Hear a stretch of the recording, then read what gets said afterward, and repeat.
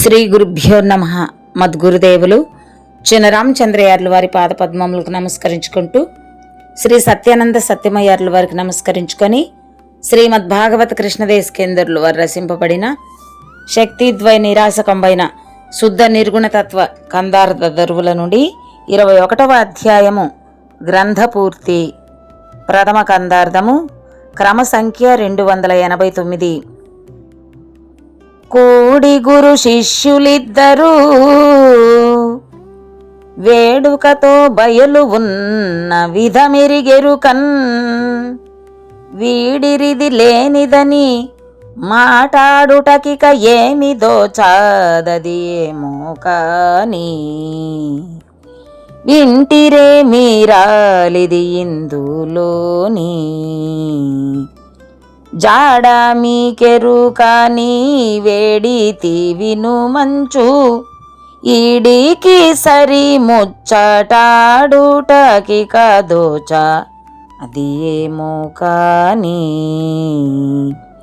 వింటిరే మీరాలిది ఇందులోని.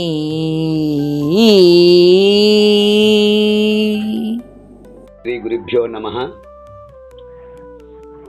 ఆత్మానాత్మరహితం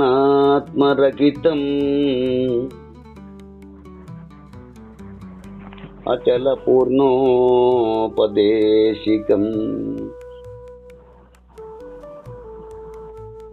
శ్రీ నిశ్చలానంద నారాయణ గురోర్ శిష్యం,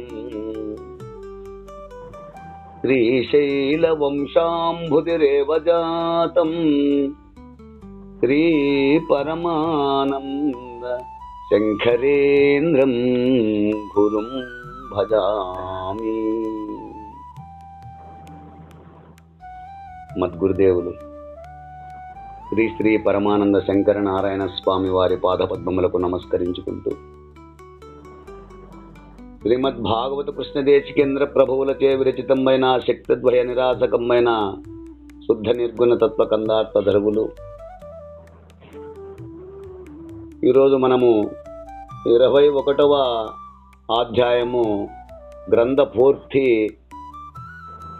విచారించుకుంటున్నాం. అంటే అందులో 1వ కందార్థము క్రమ సంఖ్య 289.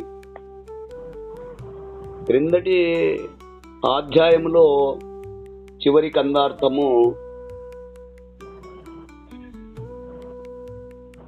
నా మాట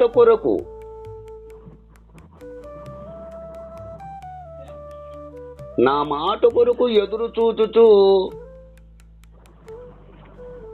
నేను తెలపక ఉండినను నాకు అవసరమైన పనులు చేయుచు నాకు అనువైన పద్ధతిలో నీవు ఉన్నావో లేవోనని నిన్ను నిదానముగా పరిశీలించి ఈ బోధను, ఈ గొప్పైన బోధను నీకు అనుగ్రహించి తిని,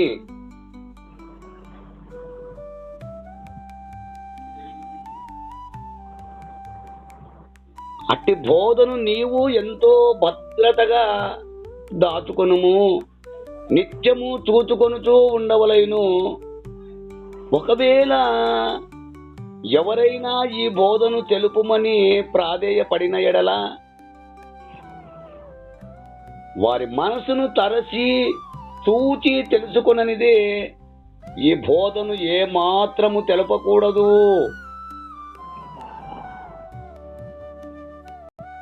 ఈ పరిపూర్ణమును చూపకూడదు. తొందరపడి చూపిన ఎడల అందులో ఉన్నటువంటి ఉన్నత స్థితిని తెలుసుకొనలేక తాను చెడుటయే కాక పరిపూర్ణ విద్యను చెడగొట్టి అపనిందల పాలు చేయుచుండును.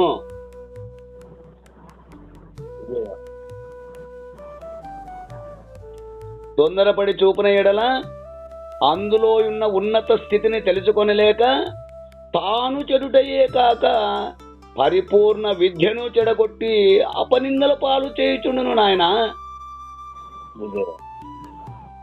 కనుక ఈ పరిపూర్ణ బోధలో ఉన్న సుఖమును పొందుటకు అంతటి అర్హత కలిగిన వారే ఆ సుఖమును అనుభవించగలరు. కానీ సామాన్యులకు ఈ బోధ పట్టుబడని బోధయని నీకు బాగుగా ఆలోచించుకొని తగిన వారలకే తెలపవలయును.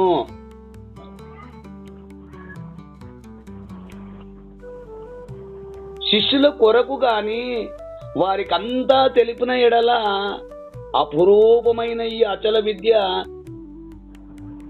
బజారు పాలోగునని గుర్తులో పెట్టుకొని ఉండవలేను అంటూ శిష్యుని హెచ్చరిస్తూ ఆ అంకమును ముగించారు. ఇక తదుపరి 21వ అధ్యాయము గ్రంథ పూర్తి 1వ కన్నార్థము క్రమ సంఖ్య 289. ఈ కందార్థము గురు శిష్య ఉభయ నిర్ణయము.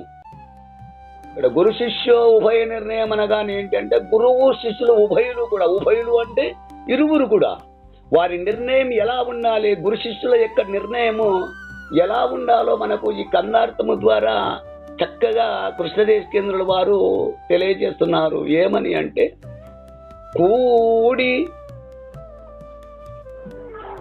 గురు శిష్యులిద్దురు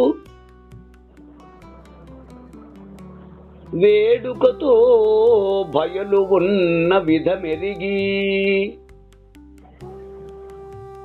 ఎరుకన్ వీడిరిది లేనిదని మాటాడుటకింక ఏమీ తోచాదది ఏమో కాని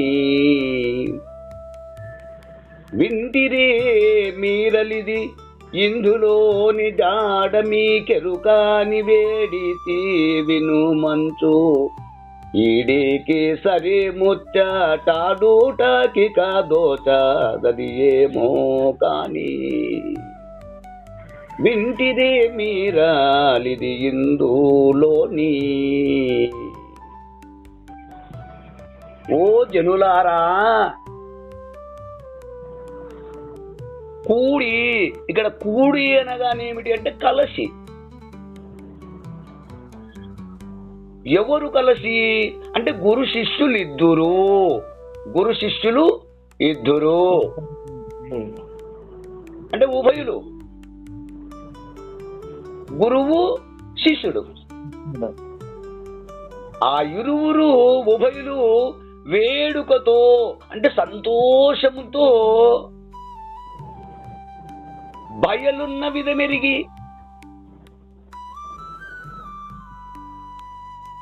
అస్వతహా సిద్ధమై ఉన్న పరిపూర్ణ బ్రహ్మమును ఉండదూచుకొని ఎరుకన్ వీడి రిది లేనిదని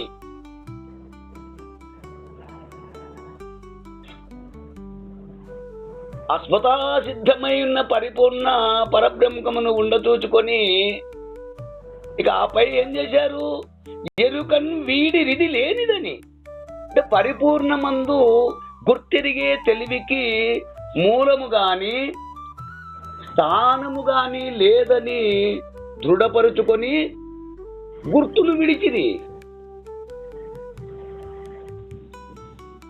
ఎవరు విడిచారు? గురువు శిష్యుడు ఇద్దరు విడిచారు. మళ్ళీ ఒకరున్నా మళ్ళీ ఇంకొకరు ఉండాల్సిందే. అవును, ఇద్దరు. గురువు విడిచాడు, శిష్యుడు విడిచాడు. దీనికి మూలము గాని, గుర్తెరిగే శరీరమునకు మూలము గాని స్థానము గాని ఎక్కడ? ఆ పరిపూర్ణమునందు.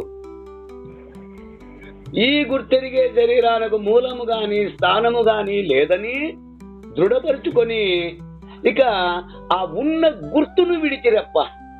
గురువు శిష్యుడు ఇరువురు కూడా, ఉభయులు కూడా. ఇక ఉభయులు గురు శిష్యులు గుర్తును విడిచిన తర్వాత మాటాడుటకి ఏమి తోచదు. మాటాడుటకి ఏమీ తోచదు. ఇక మళ్ళీ ఉన్నదానిని నిర్ణయించుటకు గాని లేని దానిని నిర్ణయించుటకు గాని గుర్తు లేదు కదా. నేననే గుర్తు లేకుండా పోయింది. లేదు. మళ్ళా ఉన్నదా ఫలానిది ఇలా ఉన్నదాని అని గాని నిర్ణయించుటకు గాని లేక లేని దానిని నిర్ణయించుటకు గాని గుర్తే లేదు. అది ఏమో గాని ఇది ఏమి రహస్యమో కదా.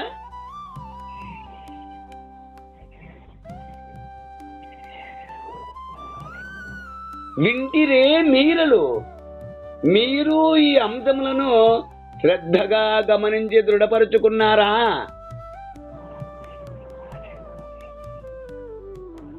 ఇందులోని జాడ, ఈ గ్రంథమందలి రహస్యము చూడు. ఆ గురు శిష్యులు ఇద్దరూ కలిసి సంతోషముతో ఆ బోధ దృఢీకరణ కొరకు ఒకచోట చేరి, ఉభయులు ఒకచోట చేరి ఒకే లక్ష్యముతో, అంటే భక్తి శ్రద్ధలతో ఆ పరిపూర్ణ భావమును,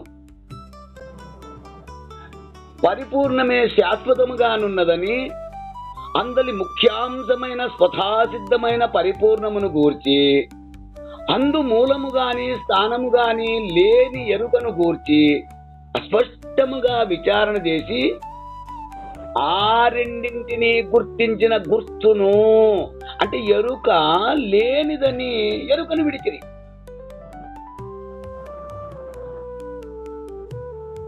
ఇక వినుటకు చెప్పుటకు ఏ అంశము ఏమి తోచుట లేదు. ఈ రహస్యము, అంటే ఈ గ్రంథమును విచారించుట ద్వారా మీరు స్పష్టముగా గ్రహించి ఉందురు. ఇక ఎందుచేతనో గాని మాట్లాడుటకి ఇక ఏమీ తోచుట లేదు. ఇది మీరు విన్నారు కదా.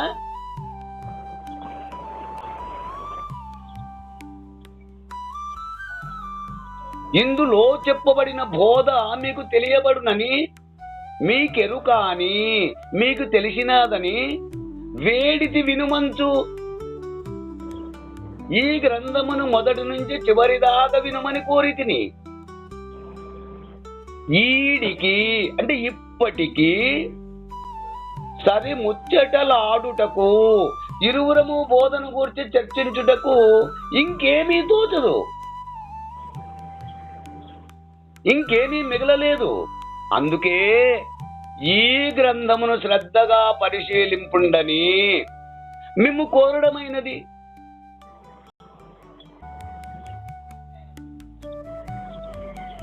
ఇక చెప్పుటకు వినుటకు ఎట్టి అంశము మిగిలి ఉండదు.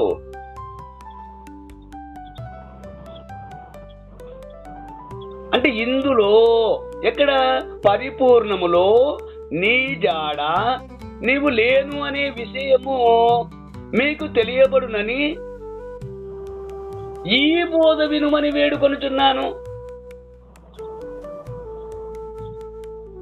ఇక్కడితో సరి, మాట్లాడుటకు ఏమీ తోచుట లేదిక అంటూ మనకు ఈ కన్నార్థము ద్వారా భావమును అందిస్తున్నారు. ఈ కన్నార్థ భావాన్ని మీరు కూడా అందుకుంటారని కోరుకుంటూ జై గురుదేవ. జై గురుదేవ. జై గురుదేవ. జై గురుదేవ నాయన. జై గురుదేవ. జై గురుదేవ.